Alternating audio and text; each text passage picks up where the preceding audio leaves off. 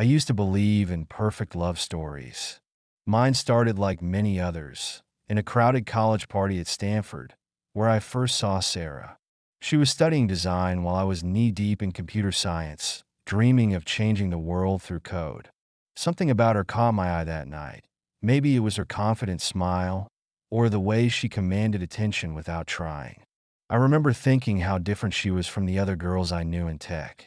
When our eyes met across the room, I felt that spark people always talk about but rarely experience. 10 years later, we had it all. At least that's what everyone told us. I was leading a development team at Facebook, pushing the boundaries of AI and machine learning. Sarah had transformed herself into a social media powerhouse, with over 100,000 followers hanging on her every post about lifestyle and design. Our 5-year-old daughter Emma was the light of our lives, going to the best private preschool in Palo Alto. We lived in a beautiful modern house in the hills, with a view of the bay that made our followers drool.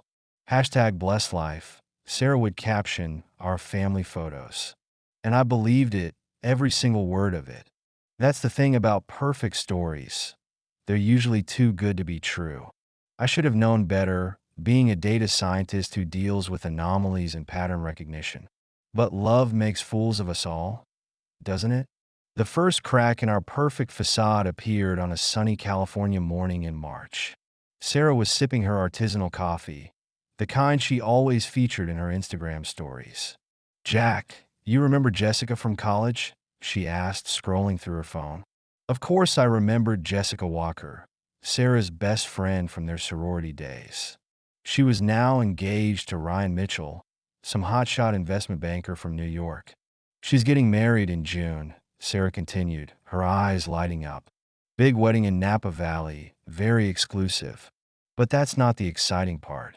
I raised an eyebrow, taking a bite of my avocado toast. "She's planning her bachelorette weekend in Vegas, at the Bellagio." Something in her tone made me look up from my breakfast. "Just a relaxing girls' weekend," she added quickly. "Spa treatments, shopping, maybe some shows. Nothing wild." I nodded, barely paying attention as I checked my work emails. "Sounds fun, babe. When is it?" "Next weekend. I know it's short notice, but can you watch Emma?" I glanced at our daughter, happily munching on her organic Cheerios. "Of course. We'll have a daddy-daughter weekend." Sarah beamed, leaning over to kiss my cheek. "You're the best, honey. I promise I'll make it up to you." If only I knew then what those words would come to mean. The week leading up to her trip was normal, almost too normal. Sarah posted her usual content: morning routine videos, outfit choices, design tips. She packed carefully, documenting everything for her followers. "Vegas essentials," she chirped in her stories, showing off new swimsuits and spa robes. The morning of her departure, I watched her kiss Emma goodbye. "Be good for daddy, princess," she said, straightening Emma's Little Mermaid pajamas. I drove her to SFO, kissing her goodbye at the departure terminal. "Have fun, but not too much fun," I joked. She laughed, that carefree laugh I'd fallen in love with in college. "Don't worry, it'll be totally tame. Love you." I watched her disappear into the crowd, rolling her designer suitcase. That was the last time I would see the Sarah I thought I knew. The weekend passed quietly. Emma and I had our special time: pizza and movie night, playground adventures, ice cream runs. I got some work done while she napped, preparing for a big presentation the following week. Sarah's social media was surprisingly quiet. Just a few carefully curated shots of spa treatments and poolside smoothies. "Girls' weekend vibes. Hashtag Vegas spa, hashtag relaxation." Her captions read. Something felt off about those posts, but I couldn't put my finger on it. When she returned Sunday evening, she looked different. Not in any way I could pinpoint, but something had changed. Her eyes didn't quite meet mine when she hugged me. Her kiss felt mechanical, rehearsed. "How was it?"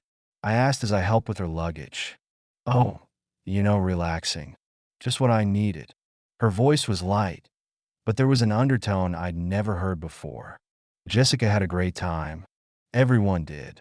She quickly changed the subject, asking about Emma's weekend. I chalked it up to travel fatigue and let it go. Life resumed its normal rhythm. Sarah dove back into her content creation. I focused on my projects at Facebook. Emma continued charming her teachers and classmates. But there were subtle shifts like tiny glitches in our matrix. Sarah spent more time on her phone, but posted less frequently. She seemed distracted during our family dinners. Her laughter became rarer, more forced. When I asked if everything was okay, she'd smile brightly, too brightly. Of course, just busy with some new projects. I trusted her. Why wouldn't I? We were the couple others looked up to, the ones who had it all figured out. Then came Jessica's wedding weekend. The ceremony was at an exclusive vineyard in Napa. Everything was picture perfect, like a spread from Vogue. Sarah was a bridesmaid, stunning in her designer gown. I noticed how she avoided the group photos with certain bridesmaids, how she tensed when Jessica hugged her. Little tells that meant nothing individually, but together, they formed a pattern I couldn't ignore. During the reception, I found myself chatting with Ryan, the groom. He seemed distracted, checking his phone constantly. "Everything okay?" I asked, making small talk. "Yeah, just wedding jitters, I guess." He laughed, but it sounded hollow. Later, I overheard two bridesmaids whispering in the bathroom. Online. "Can you believe they're actually going through with it? After Vegas?" "I know. But who are we to judge?" They stopped abruptly when they noticed me.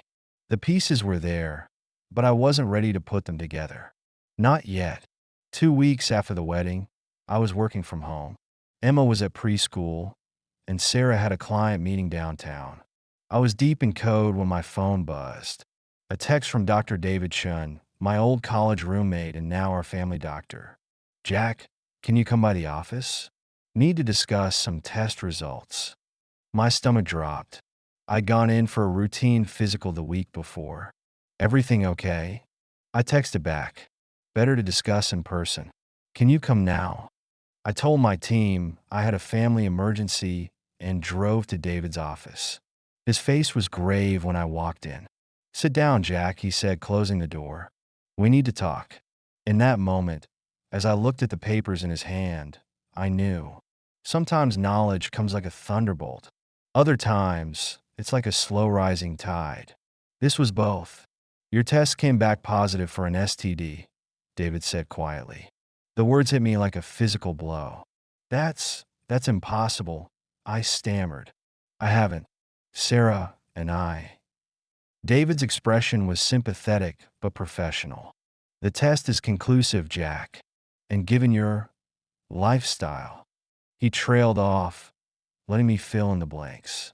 My lifestyle, my faithful, monogamous marriage, my perfect life. I felt sick. "I need to run more tests," David continued. "Start treatment immediately." "And Jack." He hesitated, choosing his words carefully. "Sarah should be tested too." I nodded numbly, my mind already racing ahead. The Vegas trip, the strange behavior, the whispers at the wedding. "Can I have a copy of the results?" I heard myself asking. David handed me a folder, his face concerned. "Jack, whatever's going on, handle it carefully." I drove home in a daze, the folder burning a hole in my passenger seat. My phone kept buzzing. Work emails, meeting reminders, the normal rhythms of a life that no longer felt normal. When I got home, I sat in my car for a long time, staring at our beautiful house, the perfectly manicured lawn, the Tesla in the driveway, all the trappings of our supposed perfect life. I needed proof, something concrete. I went inside and headed straight for our bedroom. Sarah always kept important papers in her desk drawer. My hands were shaking as I opened it. Bills, contracts, design sketches.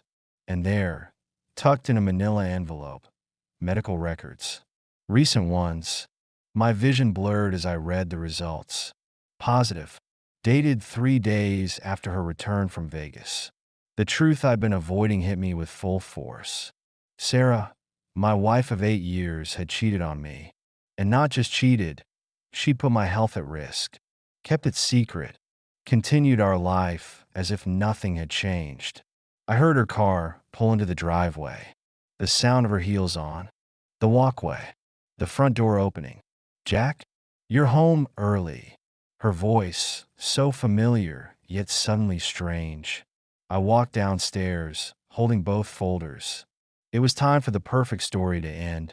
Our security camera caught her expression when she saw my face. The moment she knew that I knew.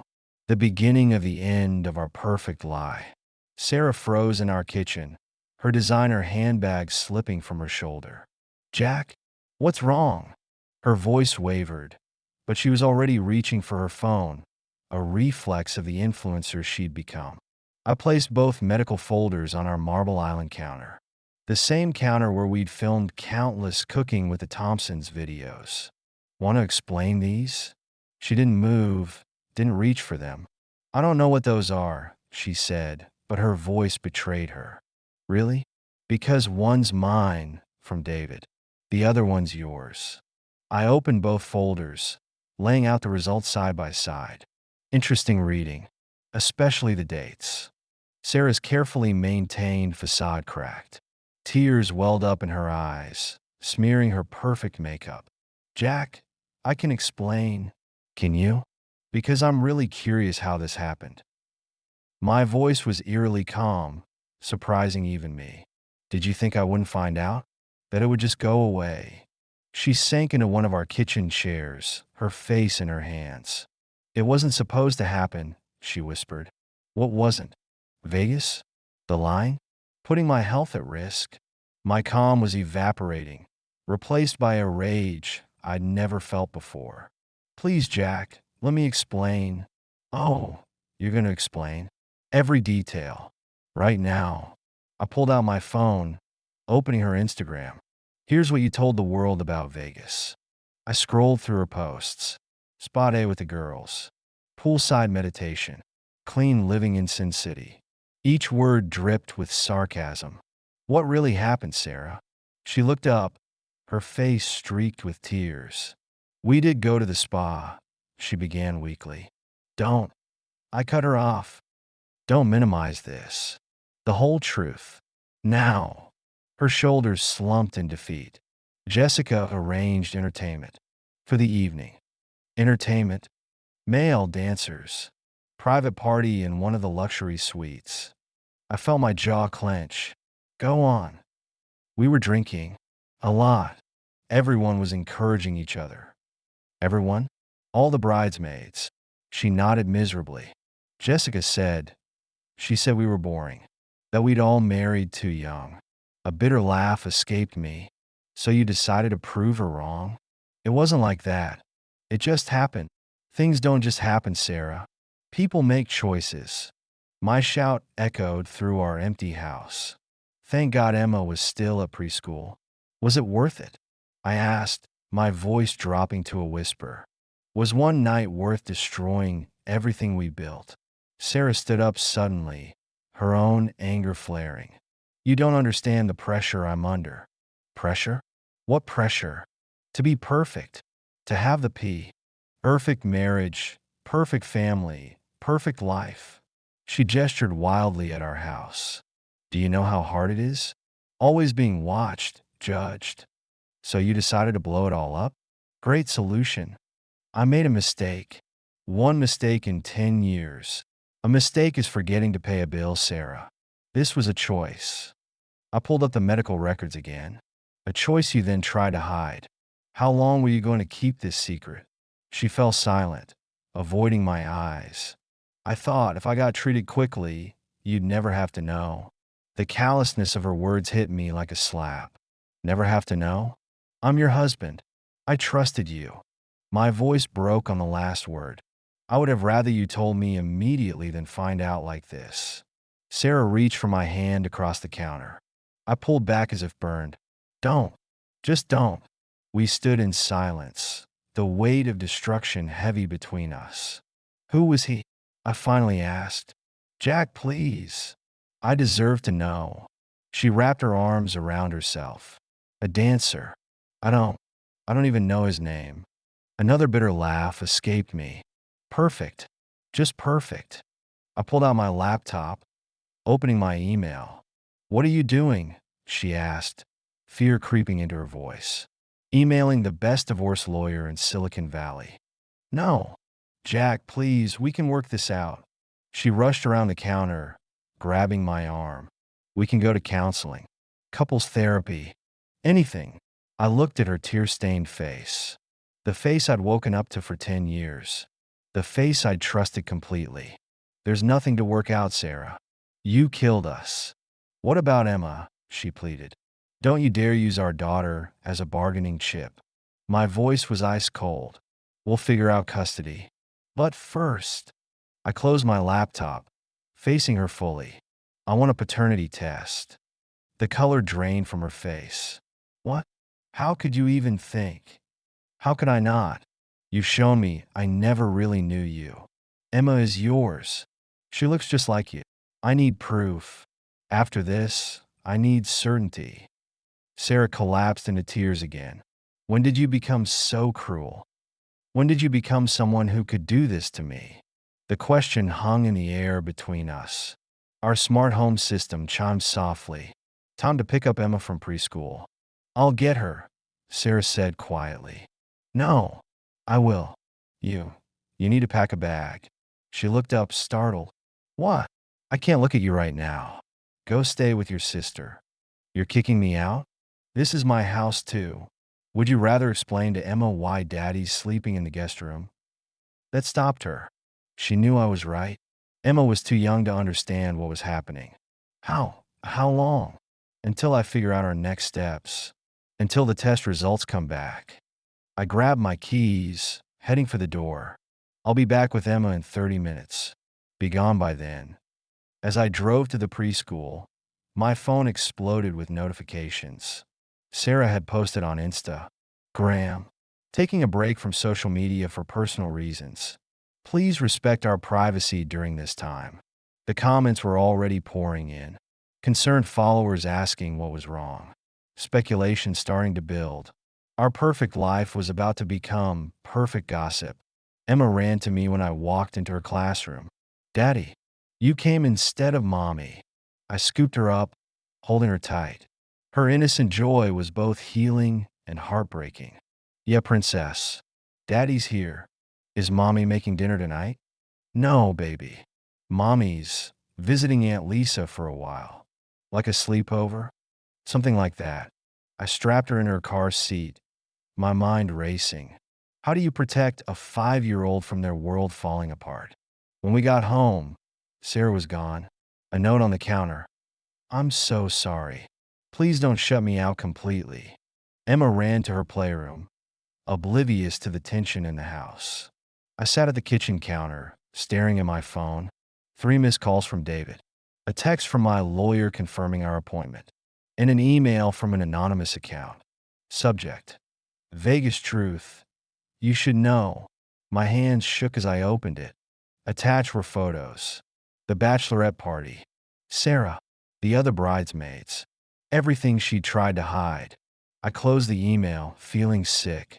Then I forwarded it to my lawyer. Evidence. The next morning, I called in sick to work. Told them I needed a personal day.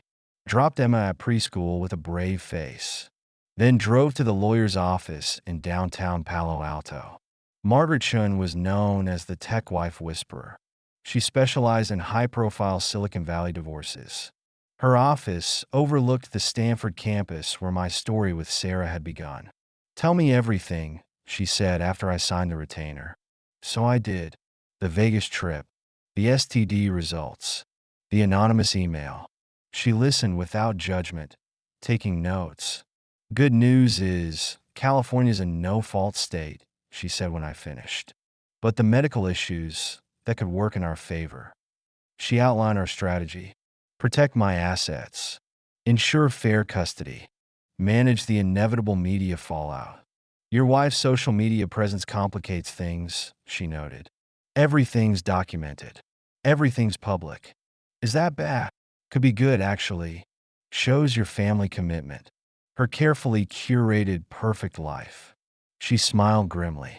Juries love irony. As I left her office, my phone buzzed. A text from Ryan, Jessica's new husband. Hey man, can we talk?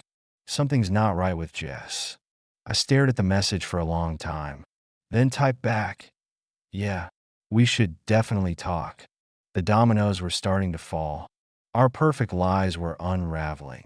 And somewhere in Vegas, a weekend of bad decisions was about to destroy more than just my marriage. I met Ryan at a quiet coffee shop in Menlo Park, away from the usual tech crowds at Blue Bottle and Phil's. He looked terrible, designer suit rink, lead, dark circles under his eyes. Thanks for meeting me, he said, clutching his espresso like a lifeline. Something weird is going on with Jessica. I took a sip of my coffee, waiting. She's been different since Vegas. Distant. The bachelorette party, I said quietly. He looked up sharply. What do you know about it? Enough to suggest you get tested, Ryan. His face went pale. What? I pulled out my phone, showing him Sarah's medical records. My wife was there too, remember? Understanding dawned in his eyes, followed by horror. No, Jessica wouldn't. They all did, I said flatly. Every single one of them. He put his head in his hands. We're trying to get pregnant, he whispered. My stomach turned. Get tested, Ryan. Today. He left the coffee shop looking shell-shocked.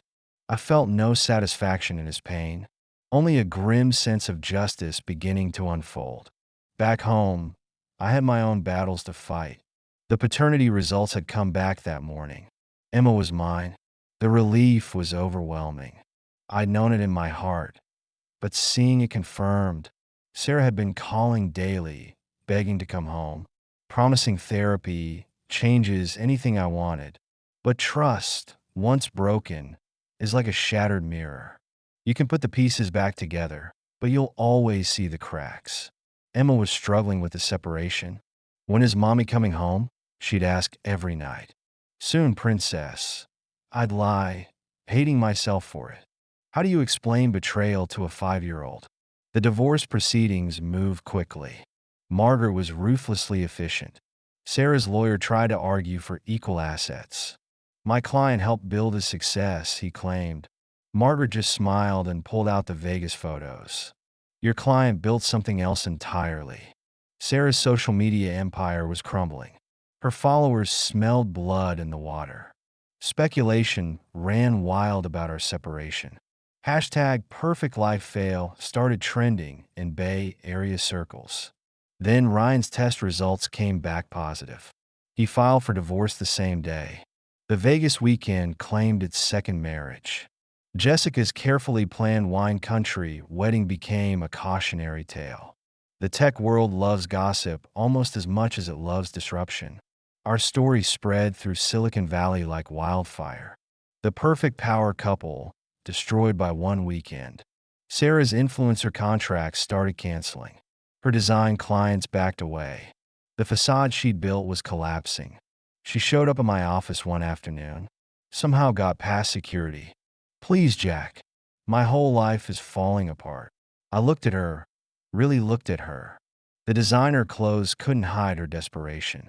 You did this, I said quietly. All of it. I'll delete all my social media.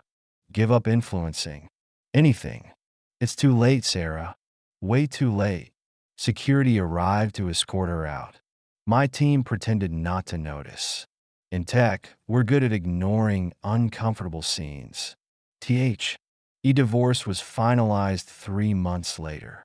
I kept the house, most assets. We shared custody of Emma. Sarah moved to a smaller place in Mountain View. Started rebuilding her life away from social media. Ryan and Jessica's divorce was messy.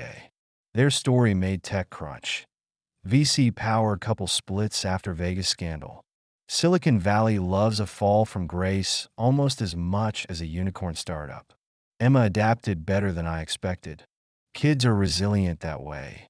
She spent weekdays with me, weekends with Sarah. We kept things civil for her sake. Professional. Distance makes that easier. A year later, I ran into one of the other bridesmaids at Whole Foods. We all regret it, she said, not meeting my eyes. Vegas. It seemed like just a game. Games have consequences. I replied, walking away. My team at Facebook developed a new AI algorithm. It could predict relationship stability based on social media patterns. Ironic, really. I threw myself into work. Emma, healing. Started dating again, eventually. Nothing serious. Trust comes harder the second time around. Sarah tried dating too. I'd see her post sometimes when checking on Emma's photos. Smaller audience now. More authentic, ironically. Real life isn't Instagram perfect. It's messy, complicated. Sometimes it falls apart. Emma started first grade at an international school, growing so fast. One evening, helping with homework, she asked about love. Daddy, will you ever marry again? I looked at her innocent face. So much like mine. Maybe someday, princess. But you have to be careful, right? Why do you say that? Because love is like your phone password. You can't share it with everyone. Out of the mouths of babes. Silicon Valley wisdom. Kid version. I hugged her tight, suddenly grateful. For truth. Even when it hurts. For real over perfect. For second chances. Sarah and I saw each other at school events, parent-teacher conferences, Emma's soccer games. We learned to be cordial, professional. The anger faded, eventually. Not forgiveness, exactly, but acceptance. Life moves on. Code updates. Systems rebuild. People adapt. Ryan moved back to New York. Jessica tried reality TV. Their stories became cautionary tales in valley circles. Remember the Vegas weddings? Whispered at tech parties. Startup launches. I focused on what mattered. Emma. Work. Growth. Real connections. My team's AI got better at predicting relationships, but it couldn't predict human nature. The capacity for both love and betrayal. The price of perfection. The value of truth. Emma thrived. Straight A's. Soccer star. Already coding simple games. Silicon Valley in her DNA. But wiser than we were. More real. Sarah found her way back to design. Smaller clients. Authentic work. No more influencer games. We learned to co-parent. To put Emma first. To accept imperfect reality over perfect lies. Sometimes late at night, I'd look at old photos. The perfect family we pretended to be. The lies we lived. The truth that set us free. Painful freedom. Necessary freedom. My AI algorithm got better at spotting fake happiness. But the human heart, that's still the most complex code of all. Emma asked me recently if I'm happy. I told her the truth. Happy isn't about perfect, princess. It's about real. She nodded, wise beyond her years. Like debugging, right, Dad? Exactly. Finding the truth in the code. Silicon Valley shapes us all, even our metaphors for healing. I don't believe in perfect love stories anymore, but I believe in true ones. In learning from failed tests, in iterating, growing, building something real.